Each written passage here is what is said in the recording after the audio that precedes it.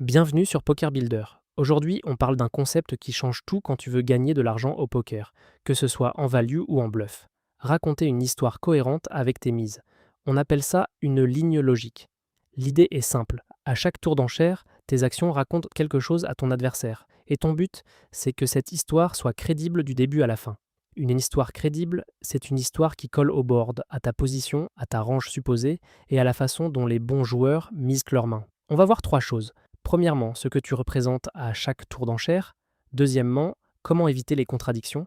Troisièmement, comment choisir une ligne simple. Et à la fin, je te donne un mini-exercice pour t'entraîner. Partie 1. Ce que tu représentes à chaque tour d'enchère. Au poker, tu ne représentes pas une main précise, tu représentes une range, un ensemble de mains. Mais pour simplifier, tu peux te poser une question très utile à chaque décision. Si je fais ça, à quoi ça ressemble? Pré-flop, ça commence déjà. Par exemple, si tu open au bouton, tu représentes plutôt une range large.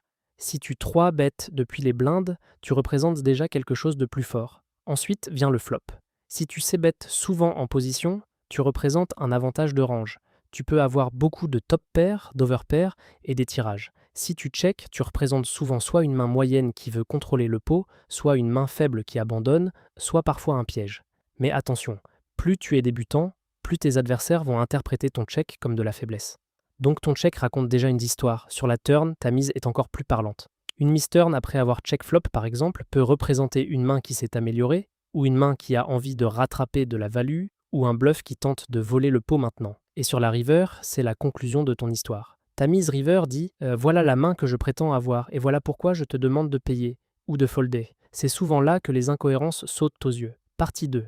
Éviter les contradictions. Une ligne incohérente, c'est quand tes actions ne collent pas entre elles. C'est comme raconter j'ai une main énorme, puis faire des actions typiques d'une main faible, puis soudain surjouer très fort.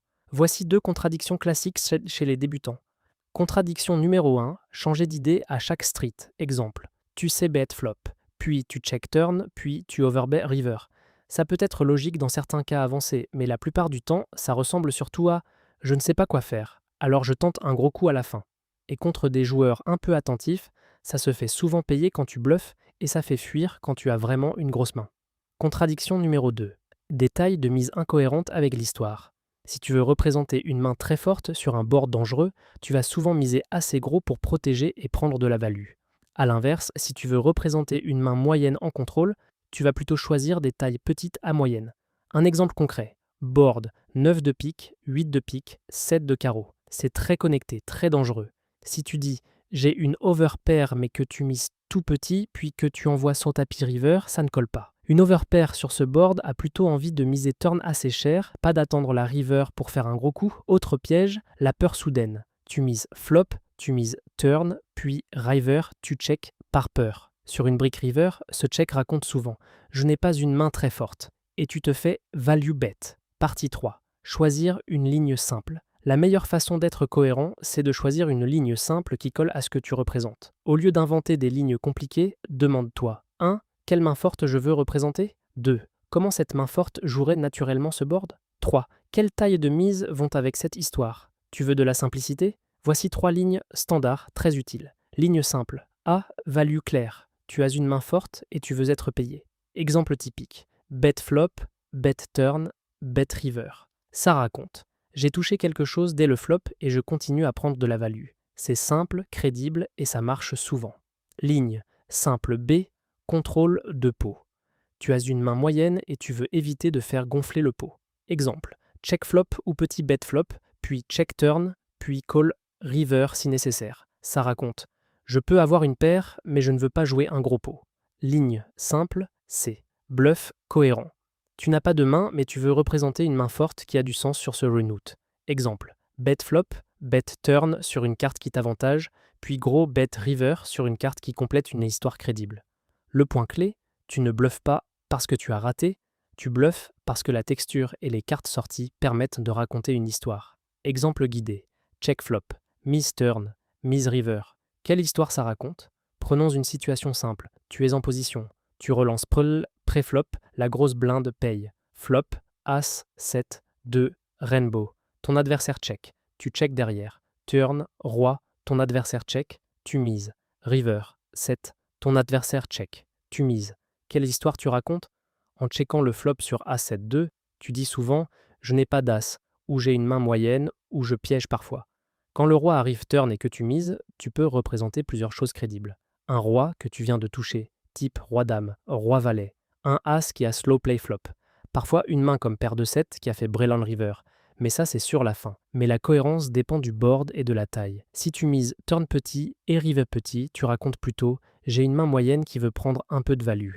Si tu mises dans ton turn moyen à gros, puis tu mises river gros, tu racontes plutôt j'ai une main forte et je value. Le problème, c'est quand ta ligne ne colle pas à une range plausible. Check flop, gros bet turn, gros bet river sur un board où rien n'a changé, ça peut sentir le bluff désespéré.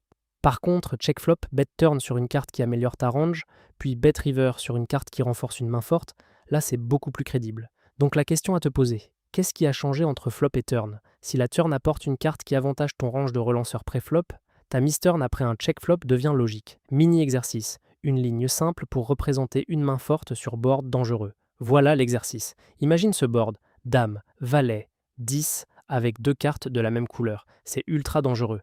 Quinte possible, couleur possible, beaucoup de tirages. Tu veux représenter une main forte. Donne une ligne simple. Je te propose une réponse propre et facile à appliquer. Bet flop assez cher, bet turn assez cher, et sur beaucoup de rivers, miser à nouveau pour value. Pourquoi?